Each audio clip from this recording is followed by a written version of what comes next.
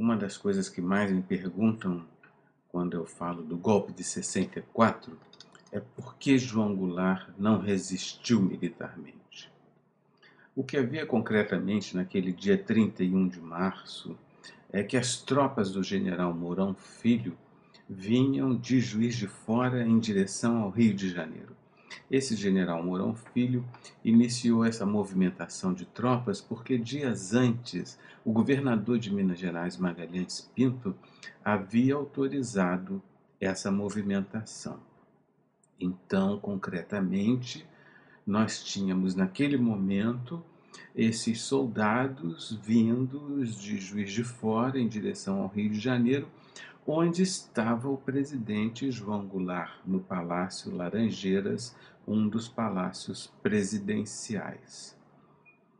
No dia seguinte, pela manhã, depois que essa notícia se espalhou, era o dia 1º de abril, chovia bastante, e na base aérea de Santa Cruz, aqui no Rio de Janeiro, o coronel Rui Moreira Lima, que era um coronel leal a João Goulart, ele resolveu fazer um reconhecimento das tropas de Mourão Filho. Pegou um avião, um Paris 1, e fez um sobrevoo, na verdade, 2 sobrevoos sobre as tropas de Mourão Filho, que já estava na região de Areal, um pouco depois de Juiz de Fora, em direção ao Rio de Janeiro. Os soldados ficaram apavorados, achando que iam ser metralhados pelo avião do coronel Rui Moreira Lima.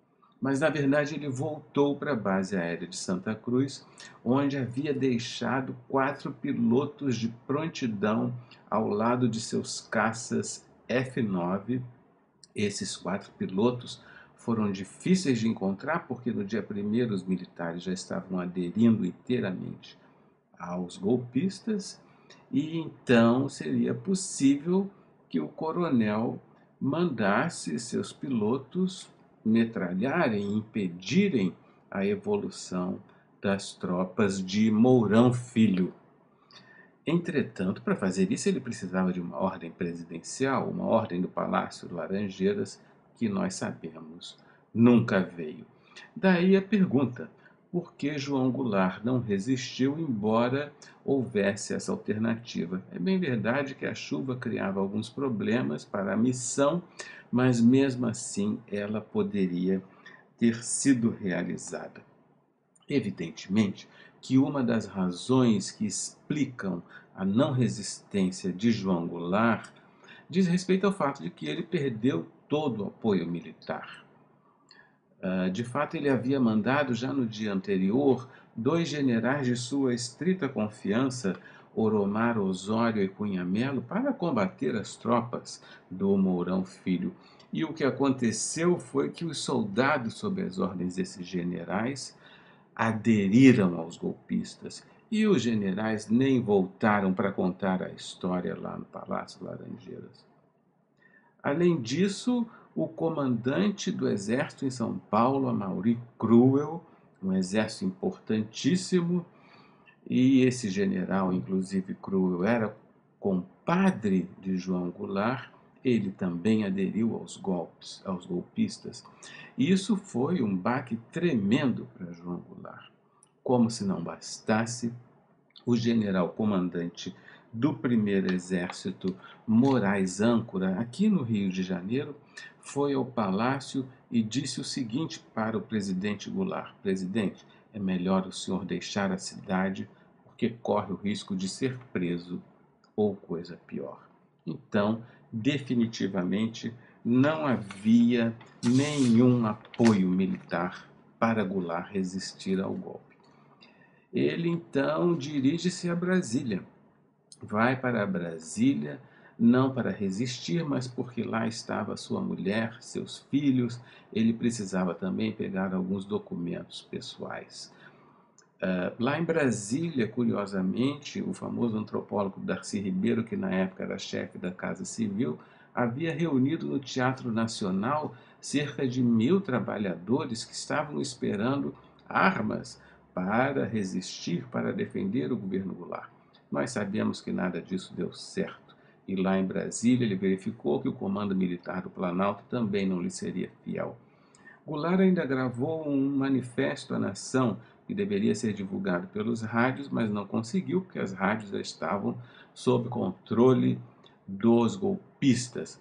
Esse manifesto, no entanto, nós temos o texto dele, é muito curioso, um documento muito interessante e pouco conhecido.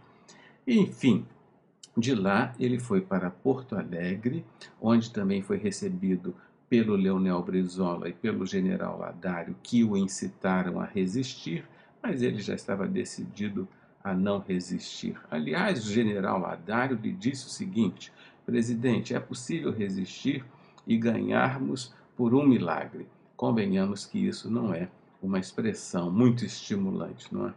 Dali, como nós sabemos, Goulart se internou no Rio Grande do Sul e acabou indo para o exílio no Uruguai. Por essa razão, por falta de apoio militar, ele não resistiu. Muito bem, essa é uma causa importante. Mas existe uma outra causa importante também para explicar por que Goulart não resistiu, e essa é pouco conhecida e pouco mencionada. Naquele dia 1º, ainda no Rio de Janeiro, Goulart recebeu a visita de um político muito importante, Santiago Dantas. Foi ao Palácio Laranjeiras, pediu para falar com ele e disse o seguinte: presidente, os Estados Unidos apoiam os golpistas. Ora, como ele poderia saber disso? Ele havia sido informado nesse sentido pelo Afonso Arinos de Melo Franco, outro importante político brasileiro na época, que também havia sido ministro das Relações Exteriores. Afonso Arinos, dias antes, havia sido nomeado para uma secretaria sem pasta lá no governo de Magalhães Pinto, o mesmo governador que autorizou a movimentação de tropas do Mourão. E essa nomeação, o Afonso Arinos confessa nos seus livros de memórias, foi feita para que ele obtivesse no exterior o reconhecimento do estado de beligerância. O que é isso? Se Goulart tivesse resistido, Magalhães Pinto se declararia em estado de beligerância e Afonso Arinos iria ao exterior pedir o reconhecimento da situação em prol, portanto, do golpe de 64. Isso não foi possível porque o golpe foi vitorioso rapidamente, mas naquele momento Afonso Arinos não sabia disso e, talvez incomodado com a situação, pediu para que Santiago Dantas avisasse o presidente Goulart. Portanto, nós temos aí também uma causa importante para entender por que Goulart não resistiu. Não apenas a falta de apoio militar, não apenas o temor de derramar sangue de soldados brasileiros, mas também, e não menos importante, o apoio dos Estados Unidos aos golpistas. Se Goulart tivesse resistido, ele talvez se transformasse num herói ou num mártir, porque corria o risco de ser morto ou pelo menos preso. Nós todos sabemos que a memória valoriza os mártires e os heróis.